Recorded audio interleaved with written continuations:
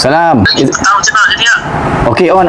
Dia punya function sama macam smartwatch premium yang lain juga. Okey guys, ni smartwatch daripada Aulon dengan screen curve 2 inci ni buatkan dia nampak premium, dan bila kita tengok masa, notification ataupun bacaan masa bersukan memang puas lah. Dan antara yang aku suka jam ni, dia punya ketahanan bateri tau. Full charge dalam 2 jam, tapi bateri dia boleh pergi sampai 10 ke 15 hari. Features yang bagi aku penting macam bacaan degupan jantung, oksigen dan bacaan tidur kita ada juga. Untuk apa yang suka bersukan, jam ni memang pilihan terbaik lah, sebab dia ada dalam 120 mode sukan yang kita boleh pilih tau. Dan kita boleh juga connect dengan Strava apps, ataupun kita boleh install apps daripada jam ni sendiri untuk dapatkan bacaan detail rekod aktiviti sukan kita tu. Okey, jam ni didatangkan dengan IP68 waterproof. Pakai waktu hujan lebat ke, berenang ke, tak ada masalah. Untuk detail setting yang lain macam nak tukar wallpaper, setting untuk notification apps apa yang kita nak, macam Facebook, WhatsApp apa ni, dan function-function yang lain, jangan lupa install dia punya apps ni tau. Jujur ya, aku rasa jam ni memang berbaloi lah dengan harga dia. Dan untuk apa yang nak cari smartwatch yang harga bajet tapi ada kualiti dan function pun sama je macam ada dekat smartwatch premium yang lain, smartwatch curve daripada Aulon ni memang aku recommend sangat. Dan kebetulan harga sekarang sila tengah buat promo tau. Boleh grab dekat link aku dah sediakan kat situ.